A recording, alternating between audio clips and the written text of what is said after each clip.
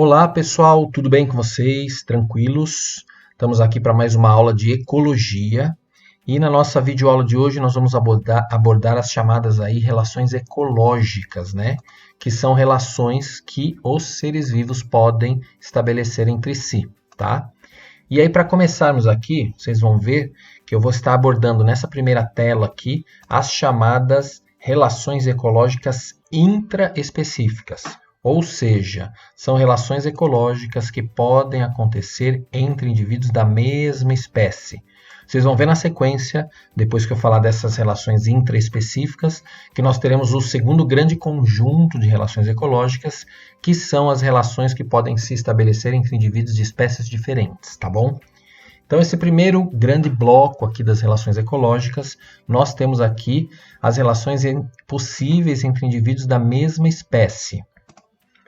Então, vocês estão vendo aqui as relações ecológicas intraespecíficas, 4 tipos importantes de relações ecológicas intraespecíficas que eu vou estar explicando para vocês aí na sequência. Vou falar da sociedade, vou falar da chamada colônia, competição e canibalismo, tá? Então, vou comentar um pouquinho sobre cada uma delas. Vou falar conceitualmente aqui em relação a cada uma delas nessa primeira tela e depois nas telas seguintes eu vou dar um exemplo, mostrar e falar um pouquinho melhor sobre cada uma das 4, tá bom? Então, olhando um pouquinho melhor a questão da sociedade, sociedade acontece entre indivíduos da mesma espécie que têm um comportamento cooperativo ou estabelece uma comunicação entre si. Geralmente, nós temos grupos de indivíduos da mesma espécie, inclusive, que realizam a divisão de trabalho. Então, quando você pensa, por exemplo, num formigueiro, né? Ou, por exemplo, você pensa em um grupo de chimpanzés, ou no caso de uma colmeia de abelhas, teremos aí exemplos importantes de sociedades. Já a colônia são seres também da mesma espécie, com a diferença fundamental de que na colônia existe ligação corporal anatômica entre os seres daquela espécie. Então, por exemplo, seres marinhos, né, seres aquáticos, aparece muito aí formando colônias. Então, esponjas que vivem no fundo do mar, como vocês estão vendo aqui, elas podem ter muitas esponjinhas, uma coladinha na outra, uma aderida na outra. Recifes de corais, uma espécie de quinidário, de selenterado, que é um grupo animal, né? Que é a chamada caravela portuguesa. Eu vou mostrar uma imagem daqui a pouco para vocês poderem ver esse exemplo aqui também de colônia, tá? A diferença importante, então, é que na colônia, os seres vivos vão apresentar uma ligação corporal, eles vão estar unidos anatomicamente entre si. Já na sociedade, não. Na sociedade, cada indivíduo é um.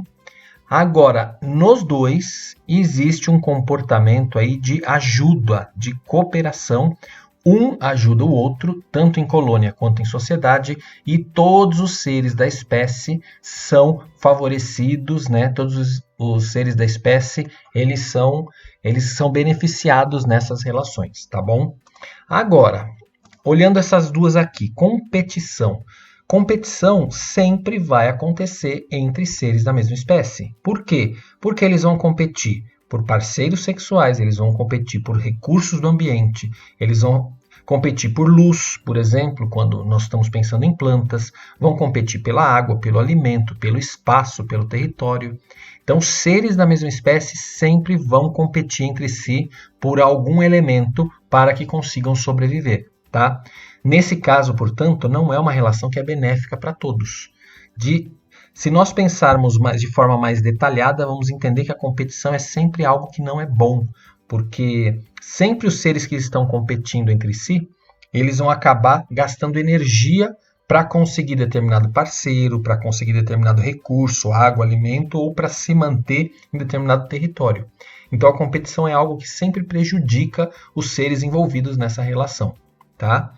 Já o canibalismo é uma relação em que indivíduos da mesma espécie são utilizados como alimento. Então, nós temos 2 situações características em que isso acontece.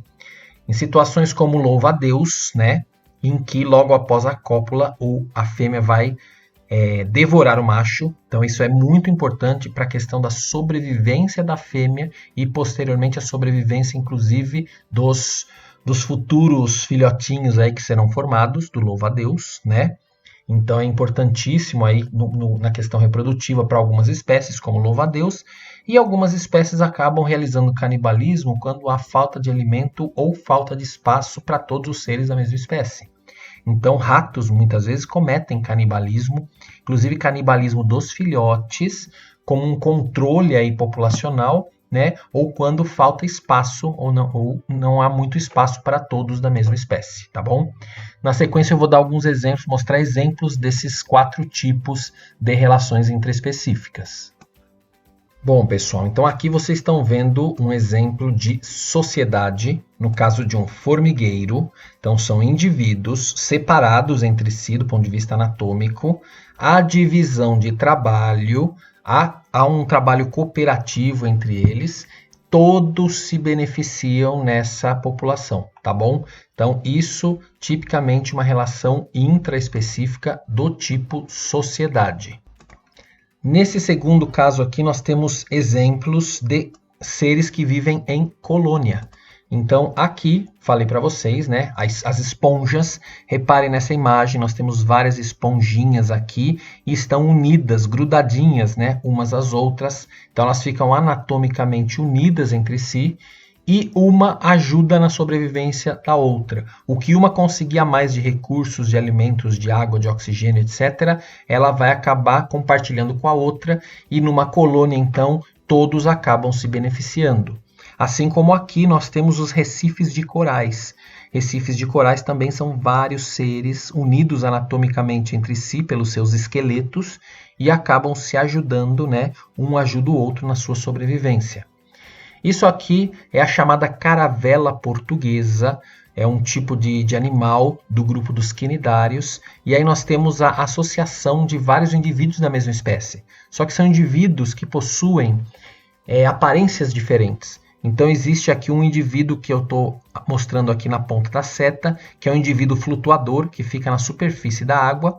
Mais embaixo dele existem outros vários tipos de indivíduos que ficam aqui, formando como se fossem tentáculos. Mas na verdade são vários indivíduos aderidos ao flutuador. Basicamente nós temos 3 tipos de indivíduos aqui.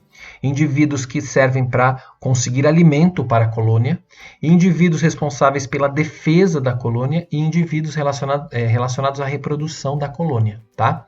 Mas em todo caso é um grupo de indivíduos da mesma espécie, todos se beneficiam nessa relação, portanto, uma relação do tipo colônia. No caso da competição, vale a pena relembrar de um conceito muito importante que estudamos em nossas primeiras aulas aí de ecologia, que é o conceito de nicho ecológico. O que era um nicho ecológico?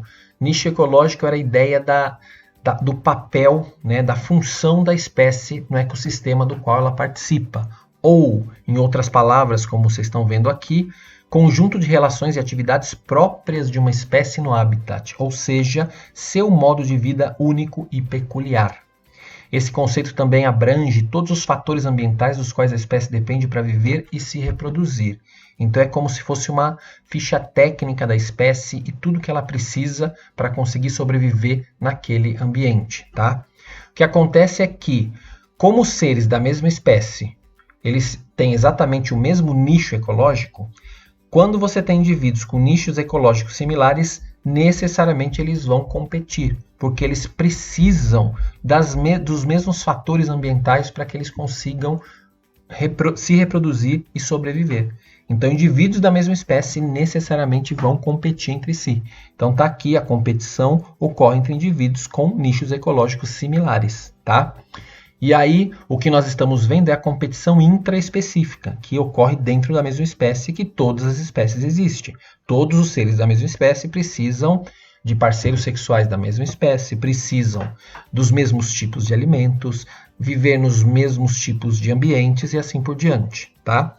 Agora, entre seres de espécies diferentes, só vai ter competição quando seus nichos ecológicos forem parecidos. Então, por exemplo, animais que se alimentam do mesmo tipo de planta, consequentemente, eles vão competir por aquele alimento. Então, eles têm um nicho ecológico relacionado à alimentação, um nicho ecológico equivalente, então eles vão competir entre si, tá bom?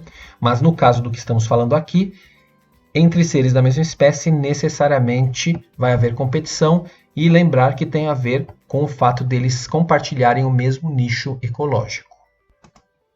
E aí, a relação ecológica do tipo canibalismo, aqui vocês estão vendo então um louva-a-Deus, né?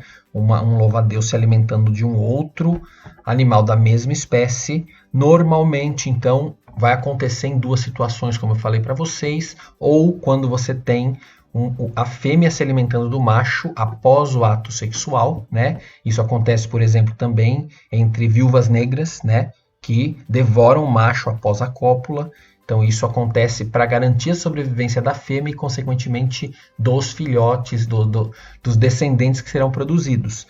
Mas também na falta de espaço ou quando aumenta muito uma população de uma determinada espécie de animal, muitas vezes isso desencadeia o comportamento canibalismo. Então, importante observar que o canibalismo, logicamente, ele é benéfico para o indivíduo que está se alimentando e não é bom para aquele indivíduo que está sendo o alimento, o almoço nessa situação, tá bom?